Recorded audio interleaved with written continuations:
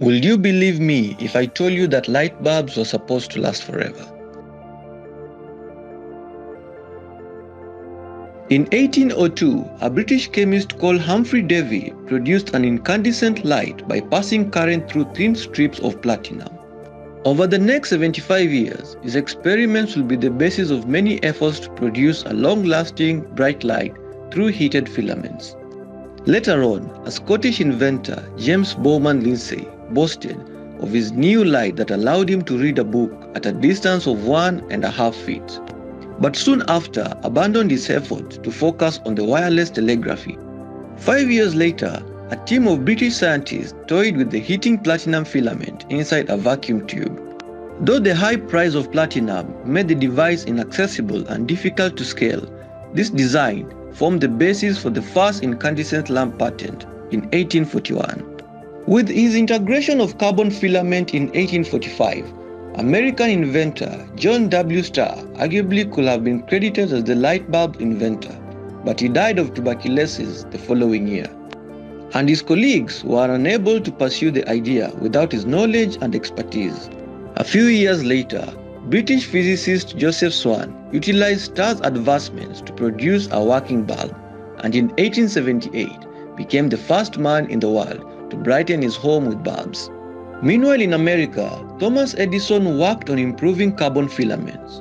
By 1880, through the utilization of higher vacuum and the development of an entire integrated system of electric lighting, he improved his bulb's life to 1,200 hours and began producing the invention at the rate of 130,000 bulbs per year. In the midst of this invention, the man who'd build the world's longest lasting light bulb was born.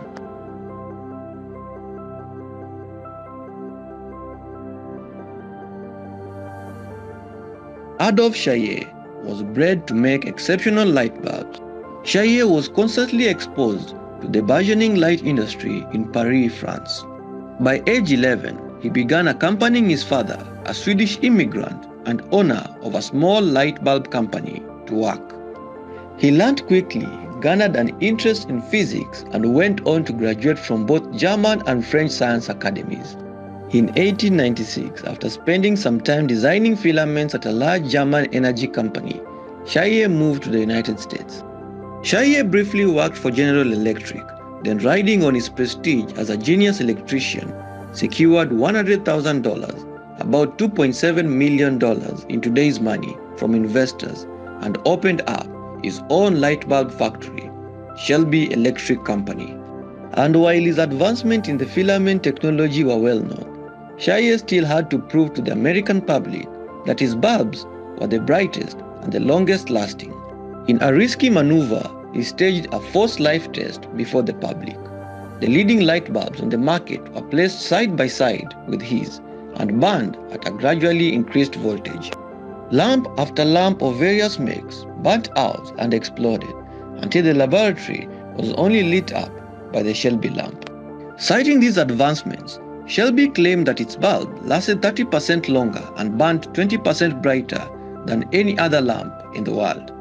That made the company experience explosive success. The company is also accredited of being the creator of the Centennial bulb, a bulb that has been on for over 100 years. The bulb is currently located at the Livermore Fire Station and is always on for 24 hours a day. It currently holds the Guinness World Record for the oldest burning bulb in the world.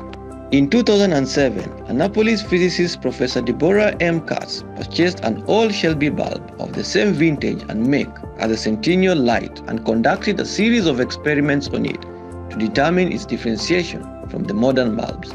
She speculates that the Shelby bulb's filament, 8 times thicker than that of the modern bulb, may be integral to its longevity.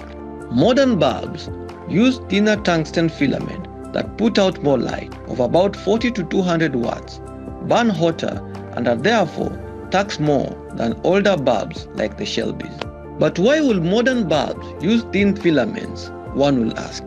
Wouldn't it be better if customers got better bulbs that will last longer?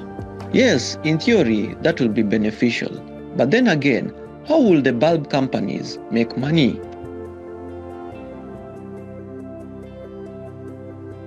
So much as today's story talks more about bulbs, we can relate it to almost everything we have: mobile phones, computers, cars, and even houses.